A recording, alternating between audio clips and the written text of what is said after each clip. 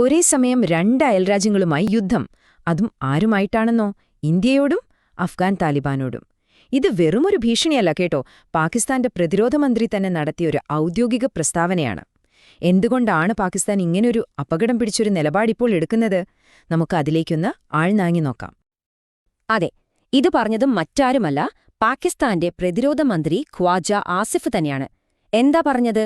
കിഴക്ക് ഇന്ത്യയോടും പടിഞ്ഞാറ് താലിബാന്റെ അഫ്ഗാനിസ്ഥാനോടും ഒരേ സമയം യുദ്ധം ചെയ്യാൻ ഞങ്ങൾ റെഡിയാണെന്ന്. ഇതൊരു ചെറിയ കളിയല്ല.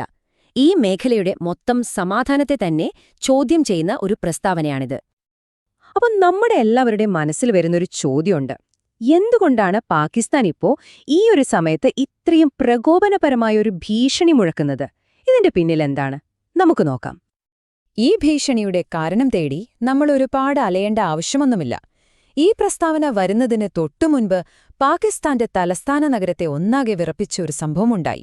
അതെ, ഇസ്ലാമാബാദിലെ ആ ബോംബ് സ്ഫോടനം. അതെ, ഖ്വാജ ആസിഫിന്റെ ഈ യുദ്ധഭീഷണി വരുന്നത് എപ്പോഴാണെന്നോ? രാജ്യതലസ്ഥാനമായ ഇസ്ലാമാബാദിൽ ഒരു വലിയ ചാവേറാക്രമണം നടന്നതിന്റെ തൊട്ടു പിന്നാലെയാണ്. അപ്പൊ ഈ ടൈമിംഗ് അത് വളരെ വളരെ പ്രധാനപ്പെട്ടതാണ്. ഇതൊരു ചെറിയ സ്ഫോടനമൊന്നുമായിരുന്നില്ല. 12 പേരാണ് കൊല്ലപ്പെട്ടത്. 36-ലധികം പേർക്ക് ഗുരുതരമായി പരിക്കും പറ്റി. ഇനി ഇതിന്റെ ഉത്തരവാദിത്തം ഏറ്റെടുത്തത് ആരാണെന്നോ? പാകിസ്ഥാനി താലിബാൻ, അതായത് TTP. അവരാണ് ഈ ക്രൂരമായ ആക്രമണത്തിന് പിന്നിലെന്ന് സ്വയം പ്രഖ്യാപിച്ചു. എന്നാൽ സ്ഫോടനത്തിനു ശേഷം കാര്യങ്ങൾ കൂടുതൽ കുഴഞ്ഞുമറിയുകയായിരുന്നു. കാരണം ഈ ആക്രമണത്തിന്റെ പേരിൽ ആരെയാണ് കുറ്റപ്പെടുത്തേണ്ടത് എന്ന കാര്യത്തിൽ പാകിസ്ഥാൻ സർക്കാരിനുള്ളിൽ തന്നെ ഒരു തീരുമാനമില്ലായിരുന്നു. അവിടെ നിന്നാണ് പരസ്പരം വിരുദ്ധമായ പ്രസ്താവനകൾ വരാൻ തുടങ്ങിയത്. ഇതിലെ വൈരുദ്ധ്യം നോക്കിക്കേ. ഒരു വശത്ത് പ്രധാനമന്ത്രി ഷെഹബാസ് ഷെരീഫ് പറയുന്നു ഇതിന് പിന്നിൽ ഇന്ത്യയുടെ പിന്തുണയുള്ള ഗ്രൂപ്പുകളാണെന്ന്. എന്നാൽ നേരെ മറുവശത്ത് അദ്ദേഹത്തിന്റെ സ്വന്തം ക്യാബിനറ്റിലെ പ്രതിരോധ മന്ത്രി ഖ്വാജ ആസിഫ് വിരൽ ചൂണ്ടുന്നത് അഫ്ഗാനിസ്ഥാനിലെ താലിബാൻ സർക്കാരിന് നേരെയാണ്. ഒന്ന് ആലോചിച്ചു നോക്കൂ, ഒരൊറ്റ സംഭവം, പക്ഷേ 2 വ്യത്യസ്ത ശത്രുക്കൾ. പ്രതിരോധ മന്ത്രിയുടെ വാക്കുകൾ ഒന്നുകൂടി കേൾക്കാം. അദ്ദേഹം വളരെ വ്യക്തമായി പറയുന്നുണ്ട്, ഈ യുദ്ധം ഇസ്ലാമാബാദിലെത്തിയത് കാബൂളിൽ നിന്നുള്ളൊരു സന്ദേശവുമാണ്. ആ സന്ദേശത്തിന് മറുപടി നൽകാൻ പാകിസ്ഥാനെ അറിയാം എന്ന്. അതായത് അദ്ദേഹം പ്രധാനമന്ത്രിയുടെ ഇന്ത്യക്കെതിരായ ആരോപണം പൂർണ്ണമായും തള്ളിക്കളയുകയാണ്. എന്നിട്ട് നേരെ അഫ്ഗാനിസ്ഥാനെ പ്രതിക്കൂട്ടിൽ നിർത്തുന്നു. ഇത് സർക്കാർ തലത്തിലുള്ള വലിയൊരു അഭിപ്രായ വ്യത്യാസമല്ലേ കാണിക്കുന്നത്? അപ്പോൾ എന്തുകൊണ്ടാണ് ഇങ്ങനത്തെ പരസ്പര വിരുദ്ധമായ കാര്യങ്ങൾ ഒരേ സർക്കാരിൽ നിന്ന് വരുന്നത്? അത് മനസ്സിലാക്കണമെങ്കിൽ നമ്മൾ പാകിസ്ഥാന്റെ ഇപ്പോഴത്തെ ആഭ്യന്തര സാഹചര്യങ്ങളിലേക്കൊന്ന് നോക്കണം. കാരണം ഈ യുദ്ധഭീഷണി വെറുതെ അങ്ങ് പൊട്ടിമുളച്ചതല്ല. 2 രാജ്യങ്ങളോട് ഒരേ സമയം യുദ്ധം ചെയ്യും എന്നൊക്കെ പറയുമ്പോഴും ഒരു സത്യമുണ്ട്. പാകിസ്ഥാൻ എന്ന രാജ്യം അതിന്റെ ചരിത്രത്തിലെ തന്നെ ഏറ്റവും വലിയ ചില ആഭ്യന്തര പ്രശ്നങ്ങളിലൂടെയാണിപ്പോൾ കടന്നുപോകുന്നത്. ഒന്നാമതായി, രാജ്യം കടുത്ത സാമ്പത്തിക പ്രതിസന്ധിയിലാണ്. അതേസമയം തന്നെ രാജ്യത്തിനകത്ത് തീവ്രവാദ ആക്രമണങ്ങൾ വല്ലാതെ കൂടിയിരിക്കുന്നു. പോരാത്തതിന് ഭീകരവാദത്തെ പിന്തുണയ്ക്കുന്നു എന്ന പേരിൽ അന്താരാഷ്ട്ര സമൂഹത്തിൽ നിന്നും വലിയ സമ്മർദ്ദവും നേരിടുന്നുണ്ട്.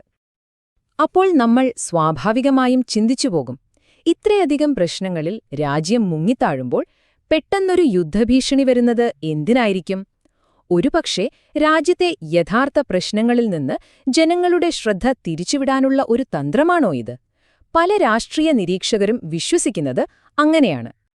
ഇനി നമുക്ക് ഈ പ്രസ്താവന നടത്തിയ ആളിലേക്ക് വരാം, പ്രതിരോധ മന്ത്രി ഖ്വാജ ആസിഫ്. നമുക്ക് അദ്ദേഹത്തിനൊരു ട്രാക്ക് റെക്കോർഡൊന്ന് പരിശോധിക്കാം. ഒരുപക്ഷെ ഇങ്ങനെയുള്ള പ്രകോപനപരമായ സംസാരം അദ്ദേഹത്തിന്റെ ഒരു സ്ഥിരം ശൈലിയാണോ? ഇതറിഞ്ഞാൽ നിങ്ങൾ ഞെട്ടും. ഖ്വാജ ആസിഫ് ഇതാദ്യമായിട്ടൊന്നുമല്ല ഒരു സുരക്ഷാ പ്രശ്നമുണ്ടാകുമ്പോൾ ഇത്തരം വിവാദ പ്രസ്താവനകൾ നടത്തുന്നത്. അദ്ദേഹത്തിന് ഇതിനു മുമ്പും ഇങ്ങനെ ഒരു ചരിത്രമുണ്ട്. ഈ ഒരു ടൈം ലൈൻ നോക്കൂ. കുറച്ചുകാലം മുൻപ് ഡൽഹിയിൽ ഒരു കാർ സ്ഫോടനത്തിൽ 13 പേർ മരിച്ചപ്പോൾ അദ്ദേഹം അതിനെ പുച്ഛിച്ചു തള്ളിയത് അതൊരു ഗ്യാസ് സിലിണ്ടർ പൊട്ടിയതാണ് എന്ന് പറഞ്ഞാണ്. അന്ന് ഇന്ത്യയെ പരിഹസിച്ച അതേ ആസിഫ് തന്നെയാണ് ഇന്ന് ഇസ്ലാമാബാദ് സ്ഫോടനത്തിന് ശേഷം ഇന്ത്യയോടും താലിബാനോടും ഒരേ സമയം യുദ്ധം ചെയ്യുമെന്ന് പറയുന്നത്. ഇതിലൊരു പാറ്റേൺ കാണുന്നില്ലേ? അപ്പോ നമ്മൾ ഇതുവരെ കണ്ട കാര്യങ്ങൾ ഒന്നുകൂടി ഓർത്തു നോക്കാം. ഇസ്ലാമാബാദിലെ സ്ഫോടനം, സർക്കാരിനുള്ളിലെ അഭിപ്രായ വ്യത്യാസം, രാജ്യത്തെ സാമ്പത്തിക പ്രതിസന്ധി, പിന്നെ മന്ത്രിയുടെ പഴയ ചരിത്രവും. ഇതെല്ലാം കൂട്ടി വായിക്കുമ്പോൾ നമ്മൾ ഏറ്റവും പ്രധാനപ്പെട്ട ചോദ്യത്തിലേക്ക് എത്തുകയാണ്, എന്താണ് ഈ ഭീഷണിയുടെ യഥാർത്ഥ ലക്ഷ്യം?